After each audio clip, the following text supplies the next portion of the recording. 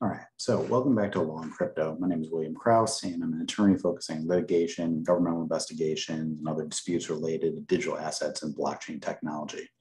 As always, this is a friendly reminder that while I am a lawyer, I'm not your lawyer. So nothing I say should be taken as specific legal advice or legal advice regarding your specific situation, rather.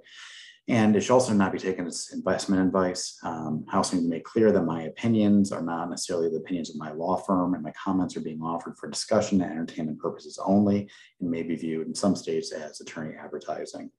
If you do want my legal opinions on a specific issue, feel free to contact me directly to discuss your issue and see about possibly working together. Also, feel free to follow me on LinkedIn or Twitter. My handle there is wkraus. ESQ, so wkraus ESQ. With that out of the way, let's start our discussion. All right, so the first two episodes are pretty heavy on macro US policy, and the first talked about the Biden-Yo, and the second talked about some comments from Secretary Yellen, and then also the acting comptroller of the currency, excuse me. On this episode, we're going to pivot a little bit and talk about private civil litigation that was recently filed in Southern District of New York against Uniswap, and I think it's interesting. So the case is captioned Risley versus Universal Navigation, Inc. et al. And like I said, it was brought in SDNY. And the crux of it is that it alleges that Uniswap, which is actually, I guess, doing business as Uniswap, but is actually Universal Navigation, Inc., was a decentralized, unregistered exchange, broker, and dealer under U.S. securities law. Sorry, they were a decentralized exchange that was acting as unregistered exchange, broker, and a dealer.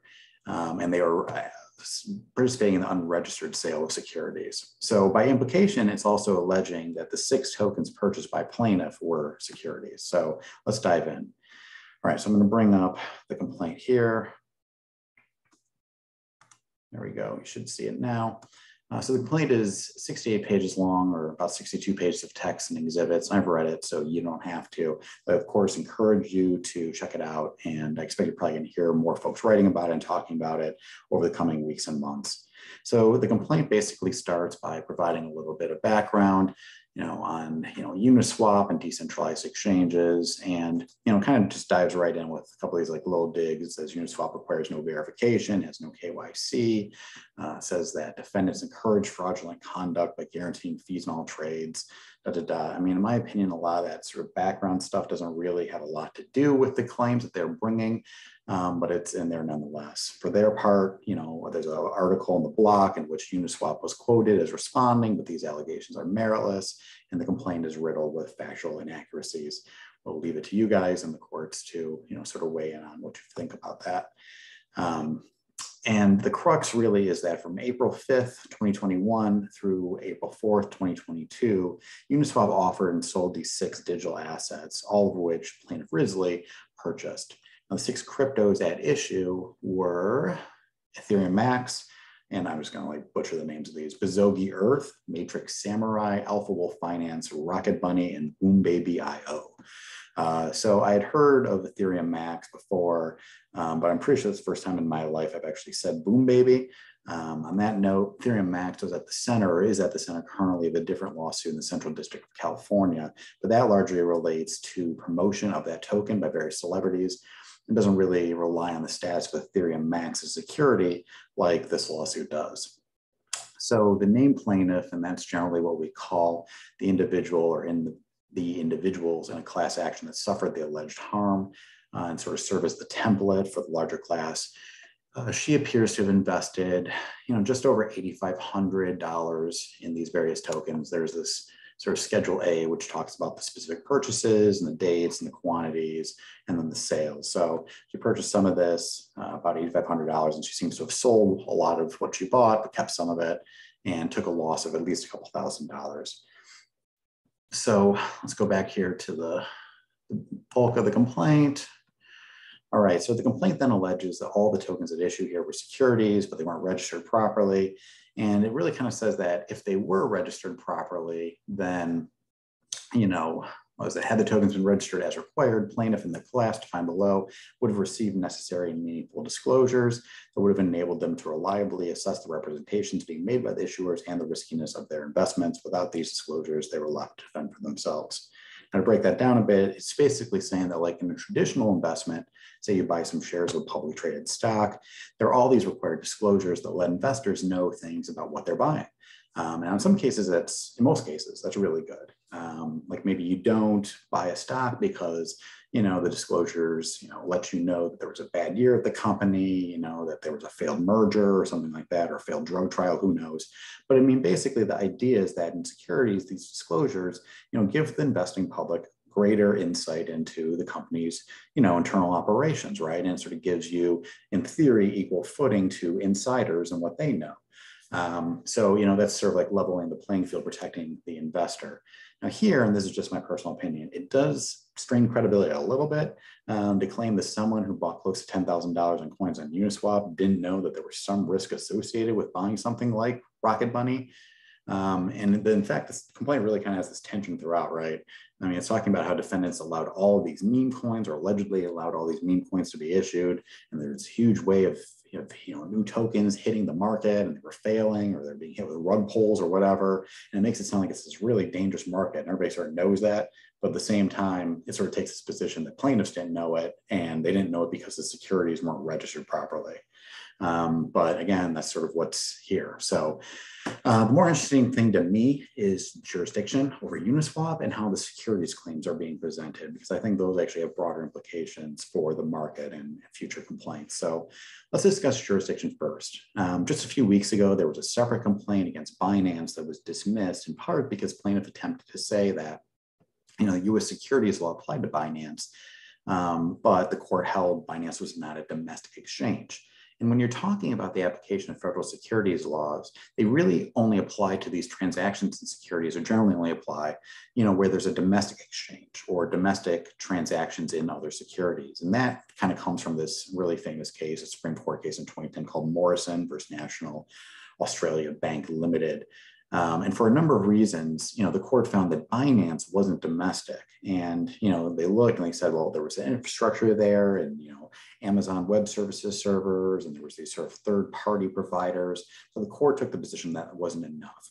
So, and basically what they were saying is you have to allege a little bit more than saying the U.S. customer just bought tokens and that the transaction flowed through U.S. servers or third parties.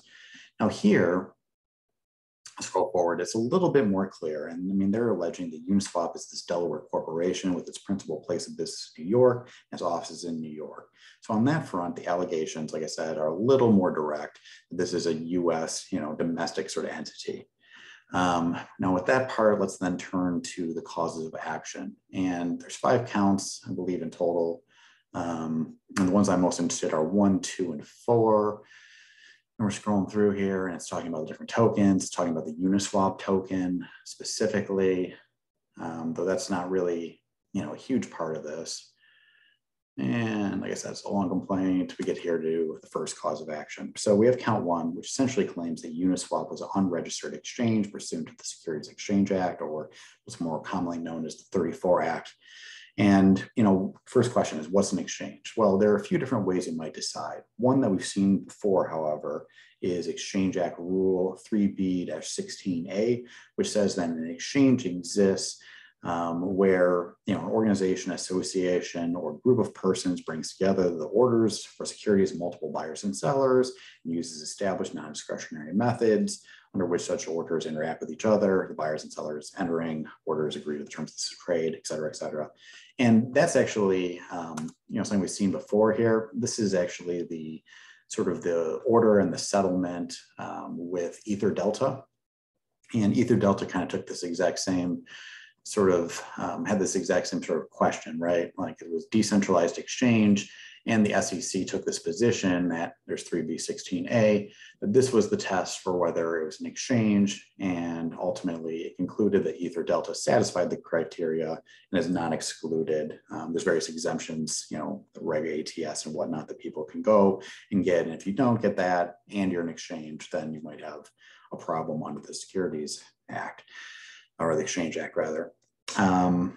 So we go back to Uniswap, and I'll say that the route of going this way and saying you're an exchange isn't quite as common as what we've seen in other sort of, regulatory papers, which is saying that you're a broker and a dealer. And that is sort of what the second cause of action is.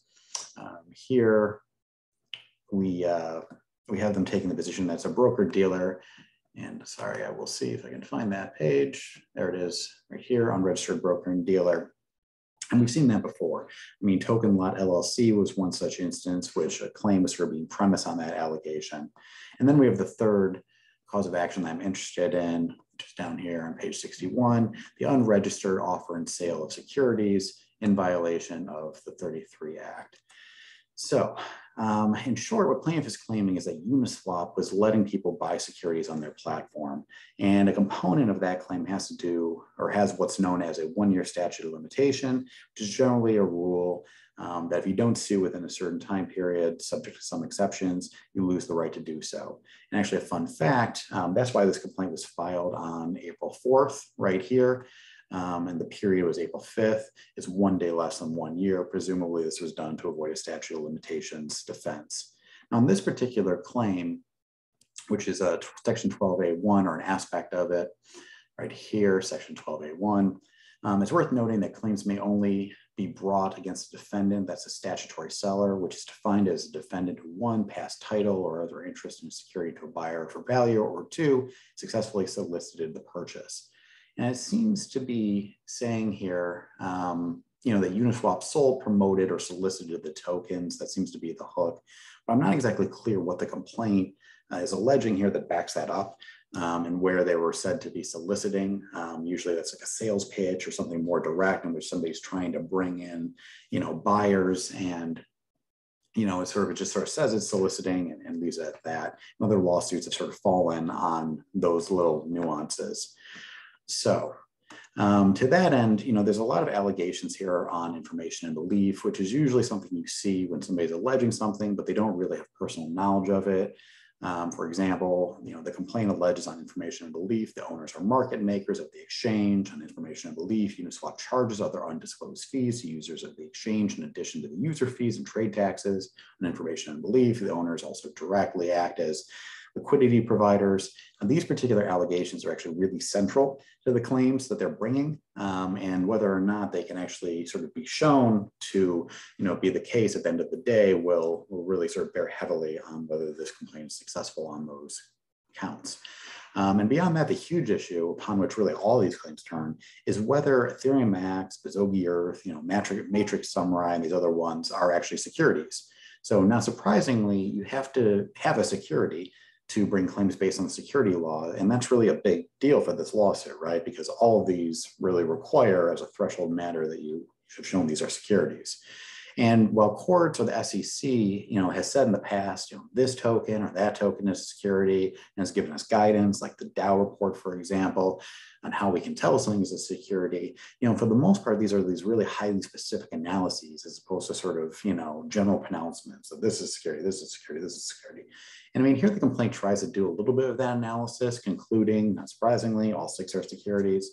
And they say there's sort of managerial effort and there's this expectation of profit and they're hitting the right words. But in my personal opinion, I think there's probably some room for the defense to push back here because this is a really complicated analysis. It's highly fact dependent. And I think, again, my own personal opinion, the plaintiffs are probably taking a little bit of shortcut here in some of their claims, and, be interesting to see what happens and what the defendants respond with.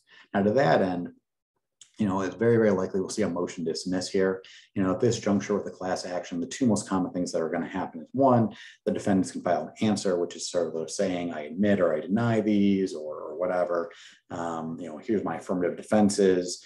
Or, more commonly is a motion to dismiss, which essentially is saying that even if we take all the claims fraud in the complaint is true, you still cannot plead what you've pled here for these reasons, right? Like, you say there's a breach of contract, but there was no contract, some sort of fatal flaw, if you will, that will dismiss, a part or a whole of the complaint, either with the opportunity to refile again, made corrections or change what your allegations are, or with prejudice, which means that you cannot refile again. I think it's very, very likely you'll see a motion to dismiss on this one. It'll also be interesting to see what law comes out of the case. For example, at various points, we might get really tailored language in an order that says, these three are securities, or, these three aren't, or you needed to plead this and you didn't, or, you satisfied your burden. And that's all going to be really interesting stuff because, each little bit of these, law that's created, particularly in the Southern District of New York, which is, really sort of a hub for really significant financial litigation in the United States, it's going to carry some weight. And you might see, whatever law comes out of this case cited in other cases, and time will tell.